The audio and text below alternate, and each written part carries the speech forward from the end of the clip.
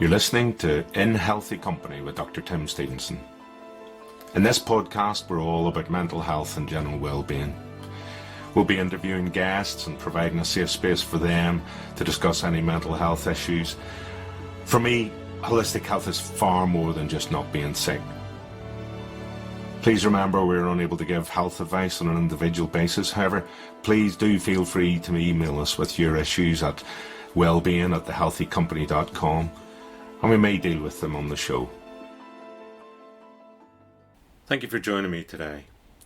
I'm Dr. Tim Stevenson, and today I'm in healthy company with Patrick Souiljaert, an old friend of mine who's had various adversities to face through his life.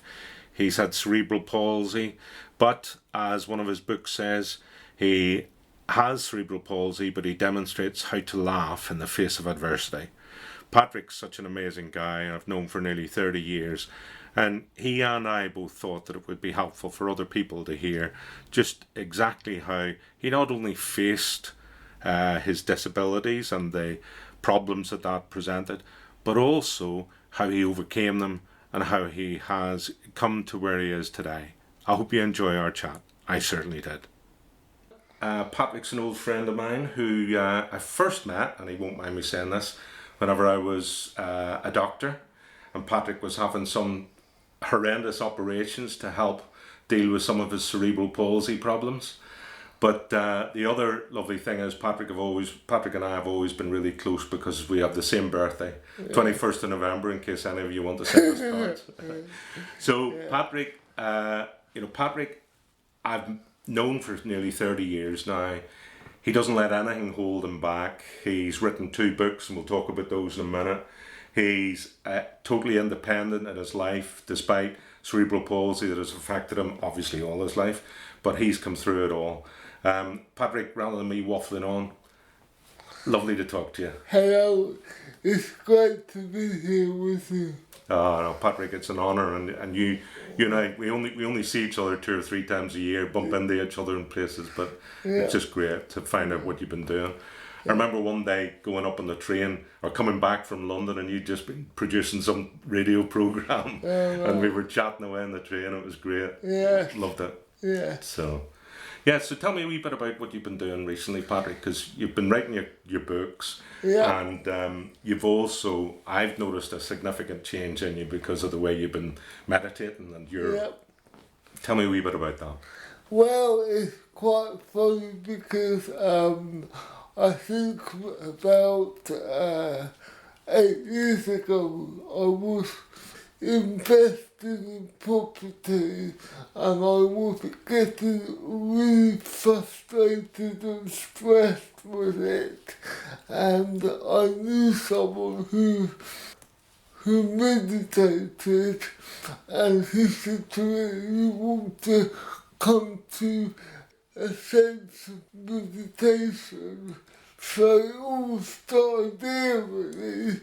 So I did a weekend course to learn how to ascend, and then so that was in 2012.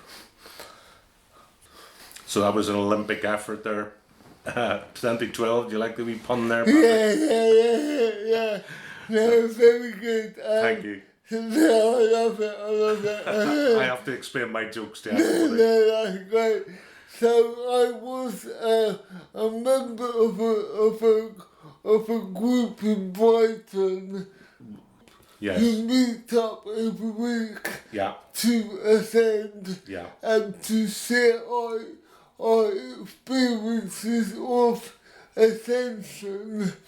And then little by little, some people in the group went to a retreat in Spain, and I went to the retreat for the first time in 2015, and I went for 2 weeks initially. I hated the first week, and I ended up staying a month. Wow. And it's basically a 6-month course to become an ascension teacher. Yeah. And between 2015 and 2018, I went there every year. And in 2018, I became a teacher. Brilliant, well done. And I know you go, every now and again we say, "Where's Patrick?" And they say, "Oh, he's off. He's off retreat." Yeah, it's a great place, and it's amazing because for me, it has helped me so much every day. Not only does it help with my happiness and well-being, it gives company, but it also helps me to walk and talk more easily because when the mind is relaxed, the body relaxes. Absolutely, and I've noticed that, Patrick. I know I've told you that before, that I've noticed a big difference in you in the last few years. That whenever I go to edit this, I'll just be editing out the bits where I'm waffling or you're waffling, but not you're so easy to understand now. It must be, I don't know, it's enlightening. it's for me it's been wonderful, but now I think it is because when the mind's more relaxed, the muscles are less tense, and therefore for someone with cerebral palsy, you're not the tension that is part of that is less, and therefore there's less of a restriction on your speaking and your movements. Good as well. I mean, at the moment, you can't see this on the podcast, but I'm quite still. Yeah, absolutely. Yeah. So there are definite benefits from it, and we were chatting earlier about the difference between ascendance and mindfulness and the different things, and in a way, I think whatever people find as their way of, be it mindfulness, be it meditation, be it yoga, be it Tai Chi, be it whatever they find that works for them, in a way they've got a commonality in that they're being in the here and now. Absolutely. If you ask people what their highest desire is, ultimately it will come down to inner peace, love and joy. Yeah. And not everyone realises that, and that is so important. Yeah, and inner peace, love, and joy, and again, without telling people about you in the past, but you're definitely happier, aren't you? Oh, you're yeah. definitely much more content. Yeah, I mean, I used to get so stressed that I used to vomit 3 times a day. Gosh. And I don't vomit anymore, so it's interesting because babies are born living in the present moment, and if we go through life, we are conditioned to act and behave in certain ways, and that takes us from living in the present moment to living in the mind. Living in the mind right, okay. So what, overthinking things and thinking through things rather than just experiencing things, dealing with things, appreciating things, smelling things, anything. People either regret the past or worry about the future. Absolutely. But right now is the only time it exists. Yes. And right now you and I are having a conversation and there's no problems. Absolutely. Yeah. So there's no problems at the minute. Yeah. Yeah, exactly. But people worry about, how we're gonna handle this situation, or I could have been worried about doing a podcast with you. Yeah. But I haven't. Why would you worry about podcasts with me, Patrick? I mean, I wasn't. I know what you mean. Yeah. So absolutely, and you can plan for things, and you can think ahead for things and do things in a systematic way. But there's no point, I often say to people, there's no point worrying about how many, how you're going to cross 5 or 10 or 15 bridges. There may only be one of them that you have to cross. Yeah. And even then, sometimes you've sorted out something, you don't even need to cross the bridge. So there's no point torturing yourself about those. No. You do need to deal with them. It's not that you can live in a life where you don't do anything to plan ahead. No. But, from the point of view of experience and feelings and,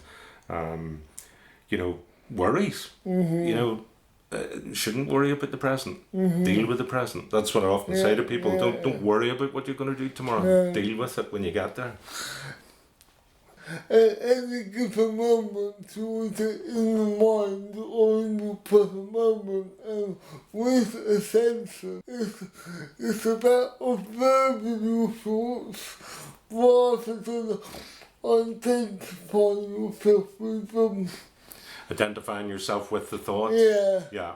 You can be aware of thought, Yeah. but you don't identify with thought. Okay, I get it. Yeah, and it is. I mean, I know you'd say mindfulness, and it sounds that they're so different, but mindfulness is the one that I use, and a lot of people use. And from my point of view, the main thing is someone doing something like this, doing something that brings them into the present and stops them focusing on regretting the past. Yeah. We all have things in the past that we wish we hadn't done or hadn't happened to us.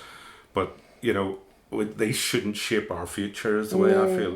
We shouldn't be torturing ourselves for the rest of our lives about either things that have been done to us or what we've done. I've done that a lot in the past. Yeah. And it's really helped me. Yeah. Meditation really helped me. How did you tell me about you? I know a bit about this. So your first book, Stairs for Breakfast. Yeah. I mean, I think the title. Whenever I just introduce the title to people, and when we say why you did it, I mean it's just amazing. I mean, Patrick entitled his book Stairs for Breakfast because when he was young, when he came down for breakfast, he used his teeth as part of the things to help him down the stairs. Isn't that right, Patrick? No? We'll cut that one then. I'll stop introducing it like that. No, I called it Stairs for Breakfast because stairs everywhere, and when I was little, I taught myself to walk down the stairs around. I used to crawl everywhere, but I taught myself to walk down the stairs, hung on to the banister. Ah, right, okay. So nothing to do with eating the stairs on the way down. No. I thought you were using your teeth on the carpet on the way down. No, when I was very little, when I used to crawl downstairs, I used to hop onto every step. Yeah. As I went down to it with my hands. Yeah. But I later taught myself to walk down the stairs. Yeah, brilliant. I've had a lot of 5-star reviews for my books, and it's very interesting because 10 years ago, if you said to me that I would have written two books, I wouldn't have believed it. Yeah. But I was doing property investment, and I was networking in property, and I had a website where I was documenting my property journeys, and people said I should write a book. Brilliant. So that's how that came about. One of my really proud evenings was coming to your book launch for your second book. Yes. What's it called again? Screw it, I'll take the elevator. Screw it, I'll take the elevator. And I think, I mean, whether it's the way you meant it to be or not, it's almost that you don't need to prove anything to anybody. You don't need to show that you can climb upstairs or do anything on your own.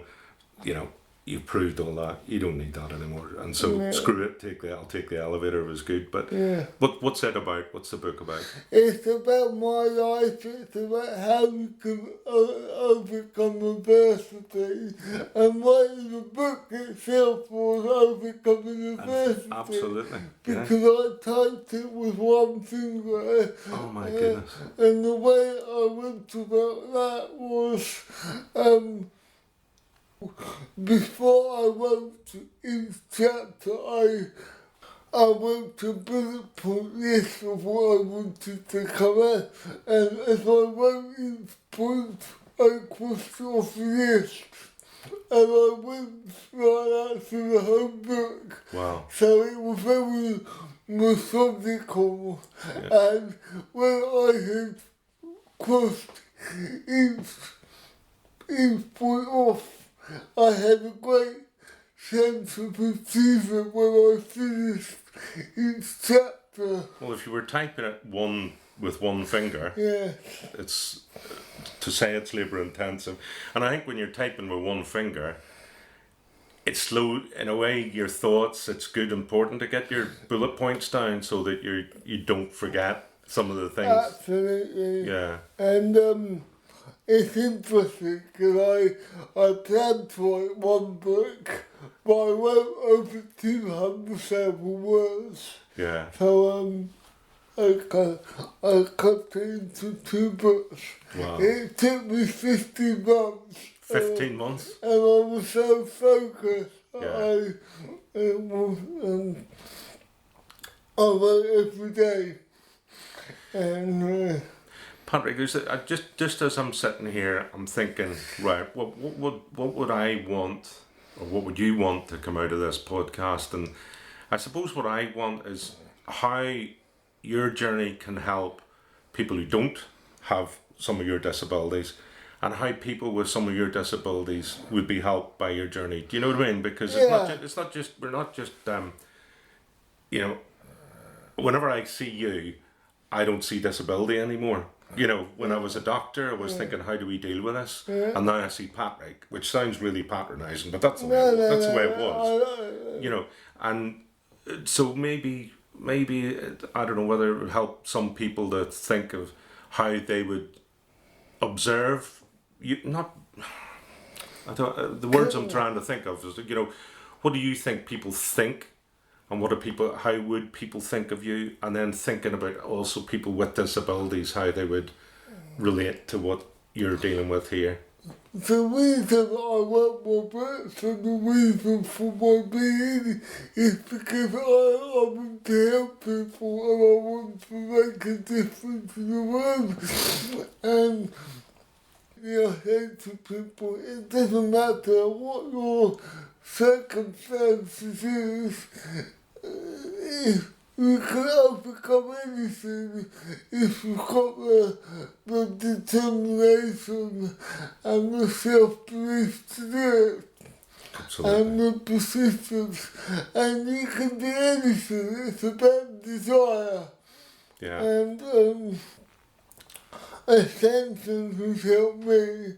And now I'm helping other people, and as long as I can help people make a difference, that's good enough for me. Absolutely, and what more can anybody want? Well, hopefully people want to do well for themselves, but far more important is the altruistic side of helping other people, and then selfishly you feel good about helping other people as well. So it works both ways for me.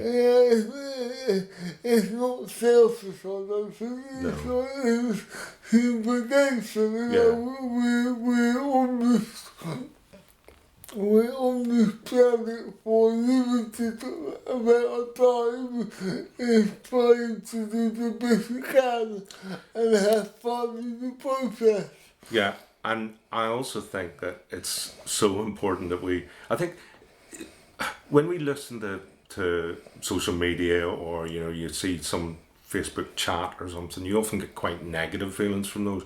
But actually, I think the vast majority of people in the world actually wish the best for the other person. There's very few people who actually do not wish, you to do well or me to do well, and for for you to do the best that you can be, for me to be the best I can be, and that's all that people want. And why I'm saying it is because I think in life sometimes we're reading about negativity. We read negative or sensational points, whereas a lot of people are content with happiness and should perhaps focus on that happiness more than it's difficult at the minute with COVID because it's in our face all the time, isn't it? And we've got to and I did a little video clip on it and just saying that social isolation doesn't mean social separation doesn't have to mean social isolation. I saw that video. I saw that video. So it's interesting what you say about social media and the news because up until 10 years ago I used to watch the news on TV every day, but then I learned to be successful, it helps to maintain a positive mindset. And if you're watching the news is negative, so I stopped watching the news. Yeah. Well, you were working in the news, weren't you? You were working in the newsroom, weren't you? I was working in radio. I produced a sports show. Oh, right, okay. So you weren't in the newsroom then, no, so you didn't have to have that negativity. No. And I agree. I mean, sometimes, when we had all this stuff about Brexit, and you do need to understand all these things, but we don't have to be bombarded with it all the time. No. We don't have to have it totally in our face or in our mind all the time. Absolutely. I mean, I don't watch the news, but I read what I want online. If there's an article that interests me, I read it. Obviously, I know what's going on in the world and what's happening, but I make a point of not watching or reading anything, but I don't want to. Yeah. And that helps a lot to maintain a positive mindset and to be still in my mind. Yeah. Brilliant. Or out of my mind. at any given moment, you're either in thought or in the present moment. And I have the choice. I've always had a busy mind, so if I can meditate, anyone can. Exactly. A lot of people say to me whenever I talk about mindfulness or meditation or being in that, they say, oh, that wouldn't work for me. I'm always a worrier. Yeah, and I always say, well, there's no reason that you always have to be a worrier. Yeah. You might be someone who is more anxious because of events in the past that have started. Have a look at my YouTube clip on anxiety and depression. Oh, well. Have a look at that because what I talk about there is the vicious circle of anxiety. And there's no reason that we have to stick being anxious. You don't accept that I'm anxious all the time. You didn't accept that I'm going to be in a wheelchair all the time. You didn't accept that you weren't going to be mobile. You could have accepted those disabled roles, and that's not where you are. Maybe you're not able to run, you can sail. All these things, that's another reason I know Patrick is through the sailability at Shoreham Yacht Club, Sussex Yacht Club. But, I can't sail very well. Why? Do you not like the... I don't take it seriously. That's a problem. What, you're quite happy to let the boat capsize? Well, it's funny because when I first started to sail, I thought the boat would capsize, but then I spoke to someone who said, don't worry, the boat isn't going to capsize.